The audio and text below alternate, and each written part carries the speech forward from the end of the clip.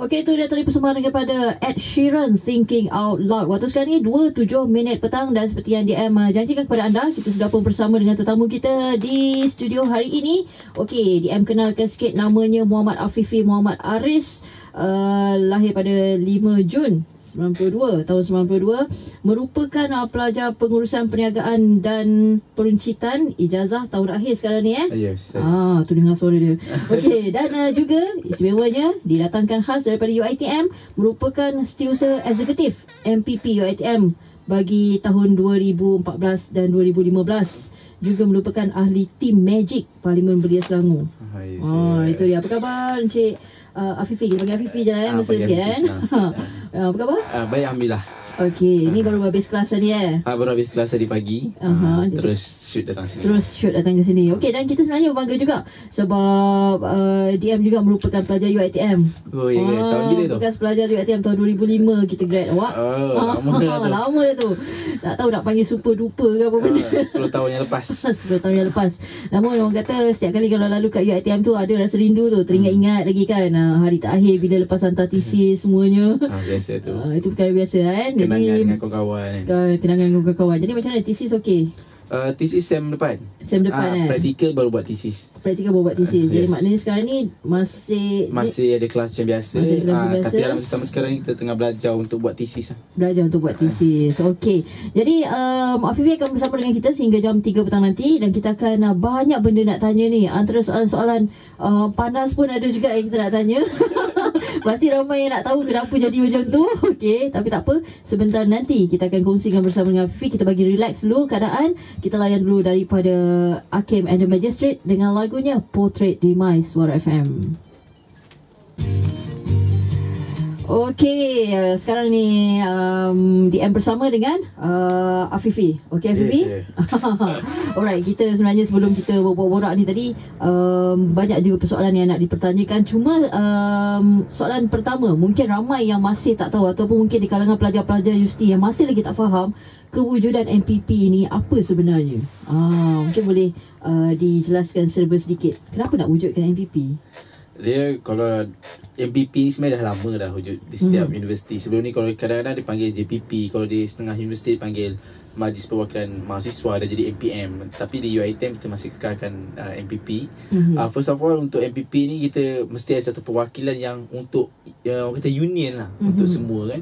Kumpulkan apa suara akar umbi, terutama daripada mahasiswa, permasalahan mahasiswa. Sebab kadang-kadang kalau kita nak menyampaikan masalah dalam universiti tu banyak, tetapi kalau semua orang ada 100 persatuan, 100 nak pergi, susah agak gitu. So that's why kita ada MPP platform ni, untuk mewakili di peringkat fakulti, mewakili peringkat universiti, untuk menyampaikan masalah-masalah, ataupun kita akan memperjuangkan kebajikan-kebajikan mahasiswa di peringkat universiti supaya diangkat untuk pengetahuan pihak pengurusan universiti.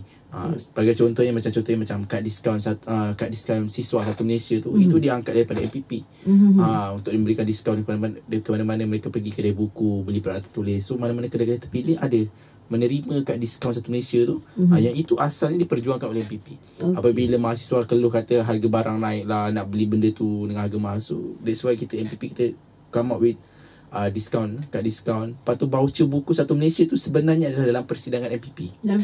Yes. Okey, jadi maknanya kita ada, setiap universiti ada hal ehwal pelajar. Yes. Jadi mereka yang menguruskan hal ehwal pelajar ni tak termampu nak uruskan ke sehingga terpaksa menimbulkan MPP. Jadi mungkin ini adalah satu benda yang orang kata adakah mereka ni tidak berkelayakan untuk membuat sesuatu keputusan sehingga terpaksa menubuhkan setiap universiti kena ada MPP sendiri.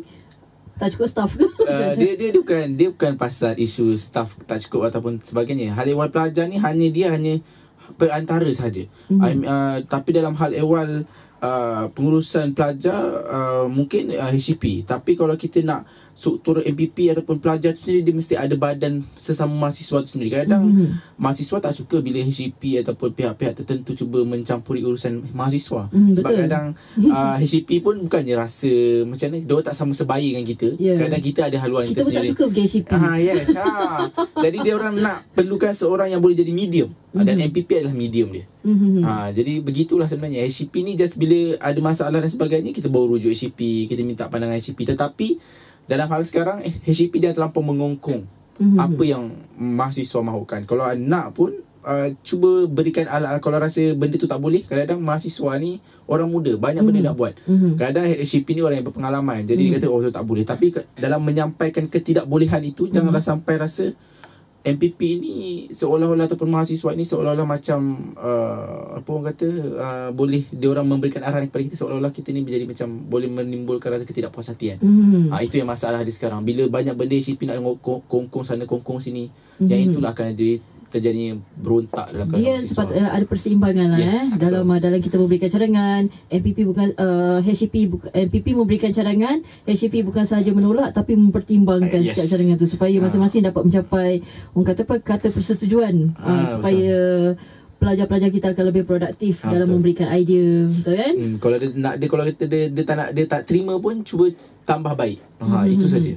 Okey, itu dia. Kalau anda nak tahu, itulah dia sebenarnya kenapa MPP itu diwujudkan. Dan selepas ni ada banyak lagi soalan kita nak tanya, tapi kita berehat seketika. Okey?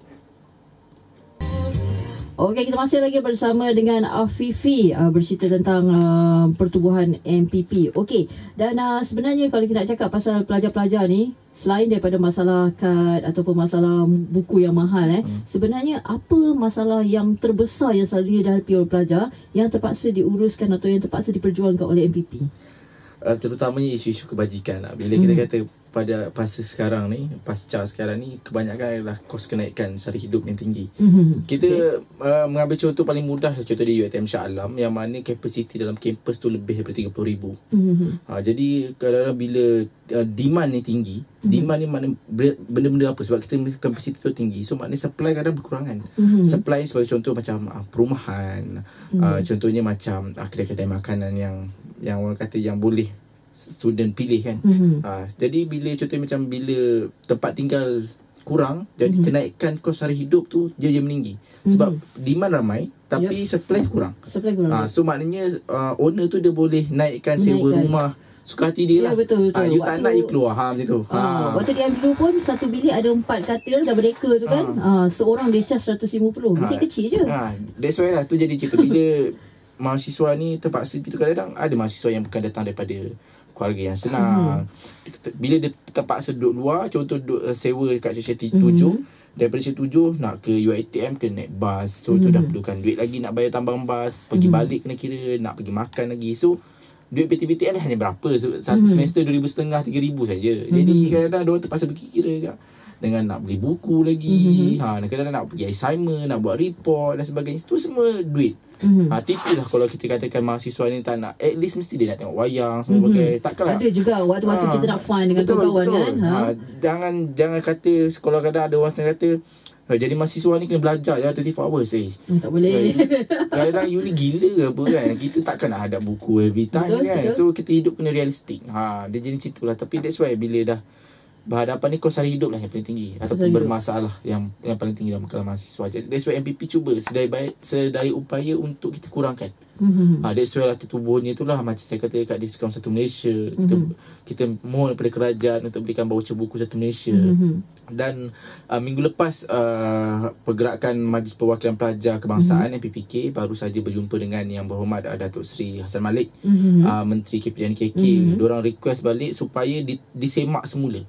Kat diskaun Satu Malaysia ni kita jangan terhadkan, tapi kita perluaskan kedai-kedai yang terpilih, supaya dia dapat membantu sedikit. Setakat ni berapa buah kedai di seluruh negara yang tu saya terus saya tak ada info, tapi adalah kedai-kedai yang maknanya tidak menyeluruh kepada semua kedai tidak lah. menyeluruh.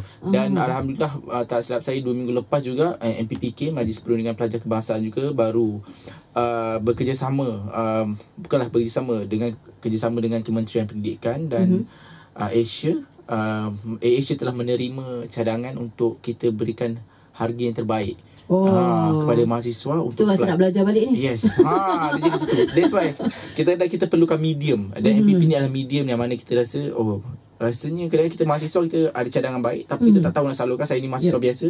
So C tu jumpa MBP, cadangkan apa yang rasa yang terbaik supaya MBP ni mampu mengangkat masalah itu ataupun cadangan penambahbaikan kepada rasanya masalah orang kata daripada dulu lagi kita tahu ada satu persatuan daripada Sabah dan Sarawak di mana mereka sangat menjaga kebajikan pelajar-pelajar Sabah dan Sarawak sebab diorang ni susah kan, nak balik jauh, lepas tu bila balik ke universiti mereka diberikan lagi kelewatan 1 minggu untuk mendaftar semula kan. Dan saya rasa itu pun bukan saja ditujukan kepada pelajar-pelajar Sabah dan Sarawak, rasanya pelajar-pelajar di Semenanjung pun berhadapan dengan masalah yang sama juga. Disebabkan dengan kos taraf hidup yang sangat tinggi sekarang ni.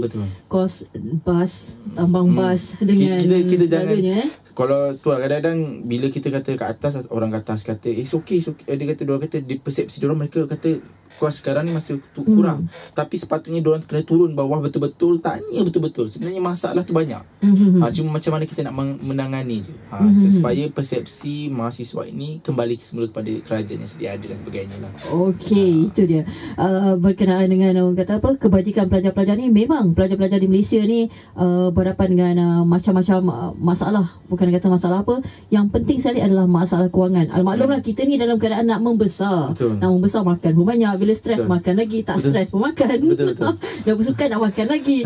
Jadi kos-kos itu perlu orang kata apa, ikat perut. Sebab tu kita di universiti. Alright. Dan sebenarnya ada banyak lagi yang nak DM tanyakan, antaranya soalan-soalan panas selepas ini. Okey, jadi teruskan bersama dengan kami di My Suara FM. Waktu sekarang ni 2.31 minit petang. Kepada anda yang nak bertanyakan sebarang soalan kepada Afifi, mungkin ada di antara pelajar-pelajar dekat luar ni atau geng-geng UiTM nak tanya apa lagi yang dilakukan oleh mereka-mereka, sama ada tak kira lah kita masih belajar ataupun kita dah tak belajar lagi dekat UiTM, tapi UiTM tetap di hatiku. Betul kan? Betul kan? Alright. Dan inilah DM nak bertanya bila kita cakap tentang soal kebajikan pelajar dan baru-baru ini Datuk Ahmad Maslan pernah mengatakan pelajar-pelajar sekarang ni untuk mengelakkan daripada berbelanja lebih, memasaklah dalam dalam dom ataupun masak dalam bilik. Tapi setahu DM lah, kita duduk kat mana-mana asrama pun tidak dibenarkan memasak. Malah baru-baru ni banyak sangat berlaku kisah Mahat Tafiz yang terbakar lah. Yang kita tahu kebanyakan daripada mereka sama ada disebabkan rajatan elektrik ataupun disebabkan memasak ataupun penggunaan elektrik yang berlebihan, itu yang menyebabkan banyak Mahat Tafiz yang terbakar. Jadi kita belum dengar lagi universiti terbakar. Jadi disebabkan apa yang Pak Maslan katakan, bahawa sekarang ni pelajar kena belajar memasak dekat dalam dom. Dah lah kita kena belajar nak memasak pula lagi, yang itu bukan tugas kita untuk kita menambahkan lagi beban kepala otak kita yang nak belajar ni. Jadi apa pendapat you berkenaan dengan hal ini, Bibi?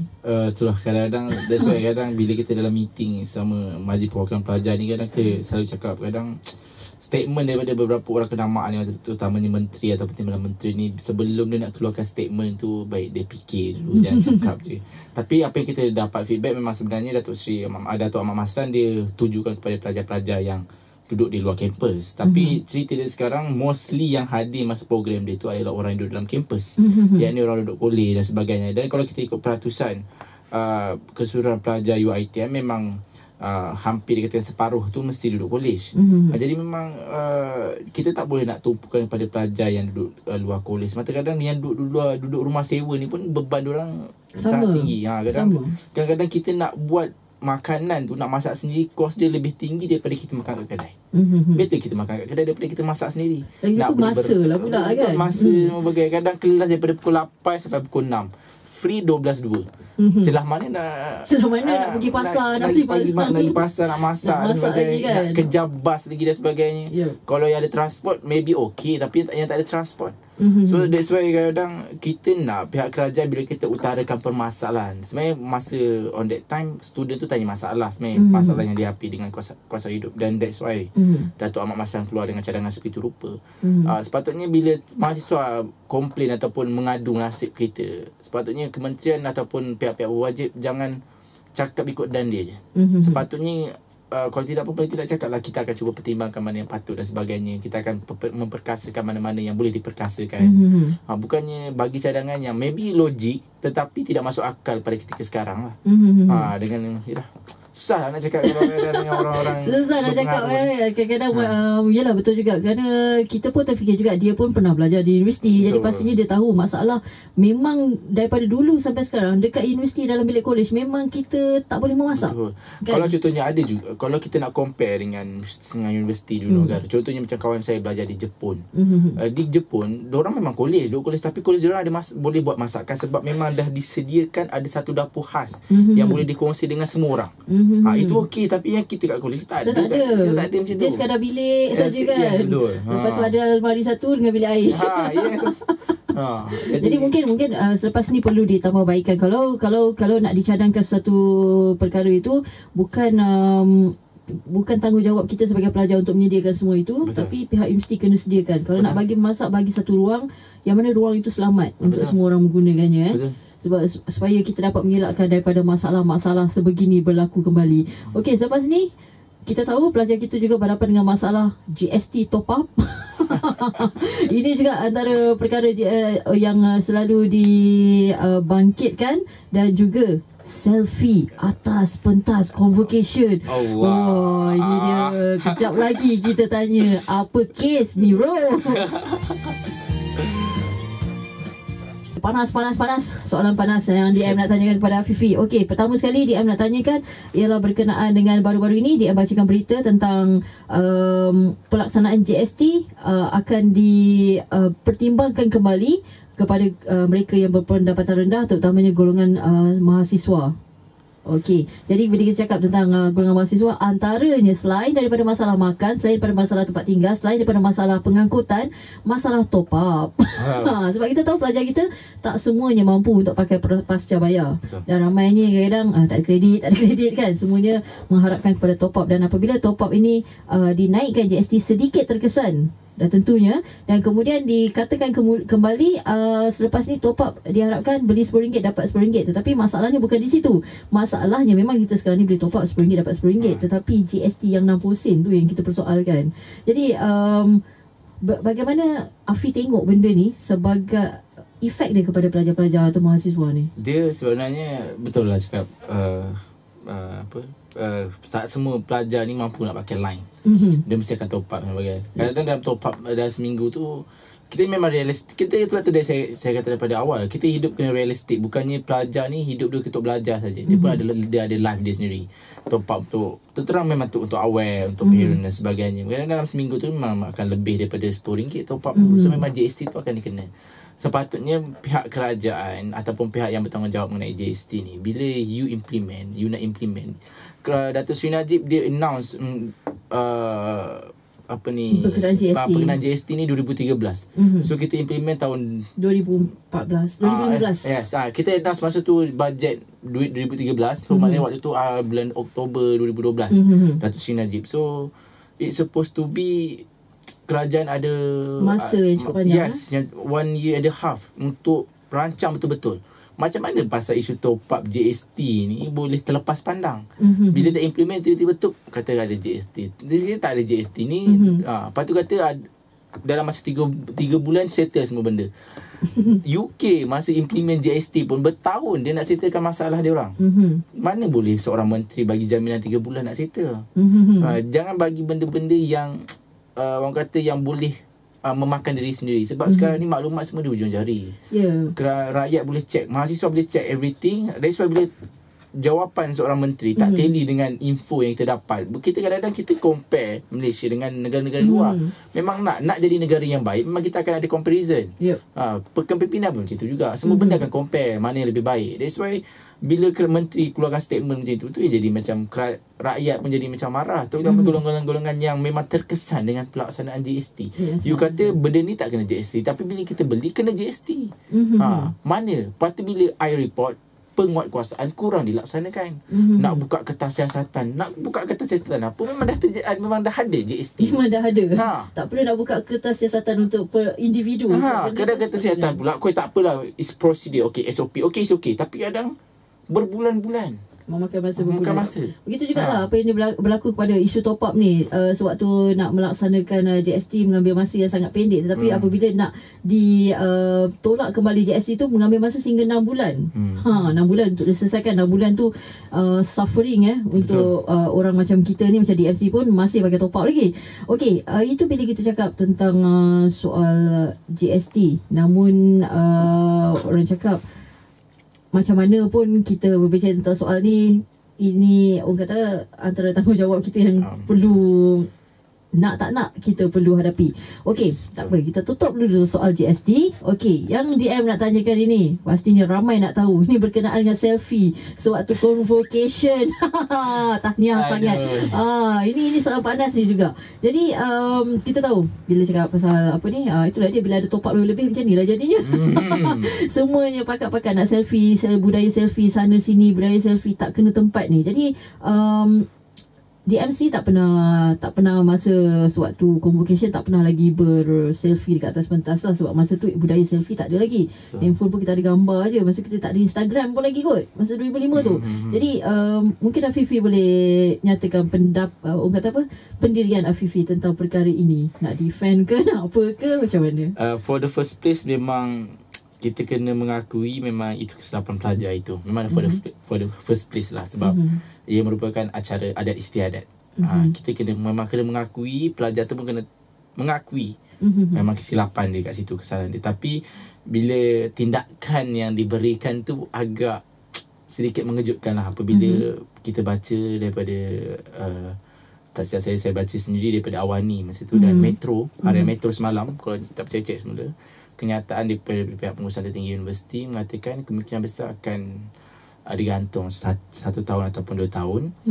Tapi saya nak bagi tahu, alhamdulillah saya dapat mesej daripada YDP tadi pagi.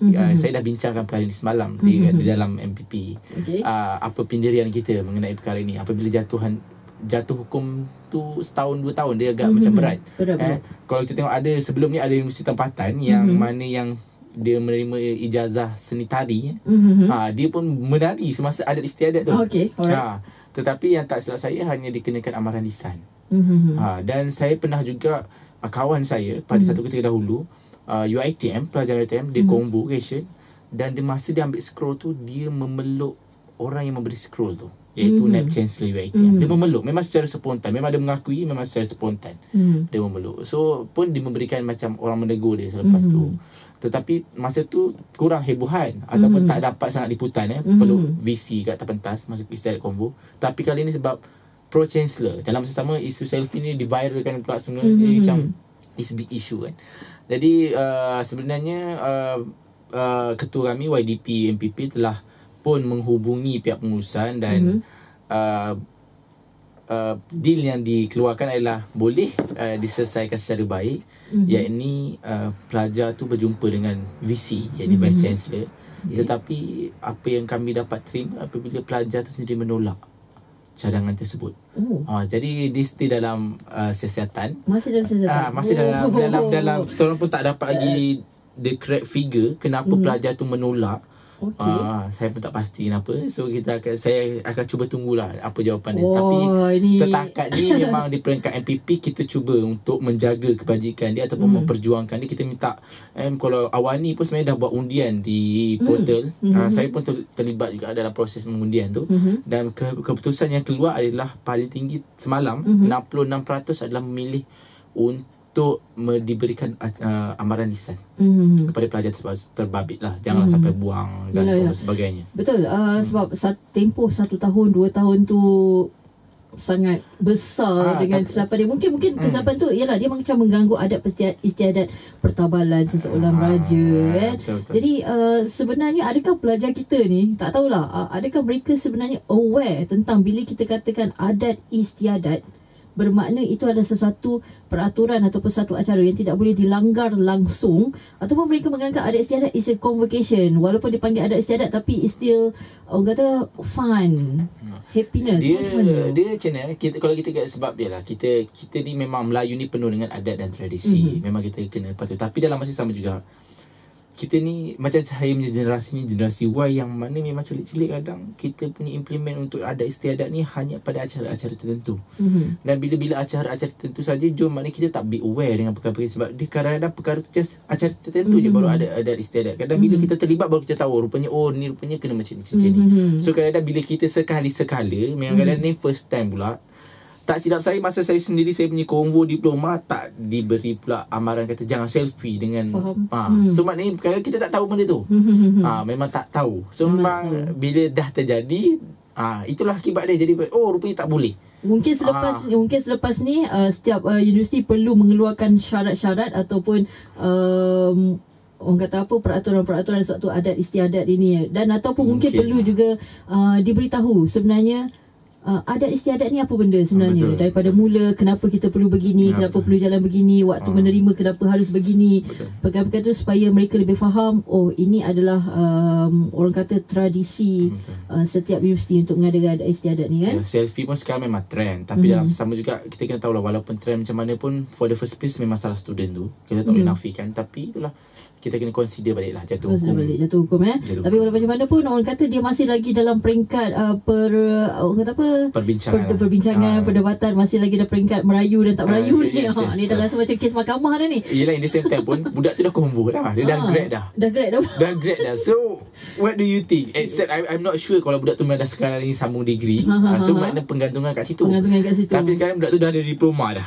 So you nak gantung kat mana? Kan? Itu persoalan dia kan, ada orang tanya. Tapi rasanya bukan sekadar untuk pelajar itu saja, tapi mungkin selepas ini supaya tidak berlaku lagi perkara-perkara sebegini, orang kata itulah orang cakap selfie juga, tapi harus juga bertempat kan. Betul. Jadi mungkin selepas ni pihak universiti perlu keluarkan peraturan baru pula dalam tata cara adat istiadat universiti, supaya mereka masing-masing faham kenapa tidak dibenarkan dibuat perkara-perkara sebegitu.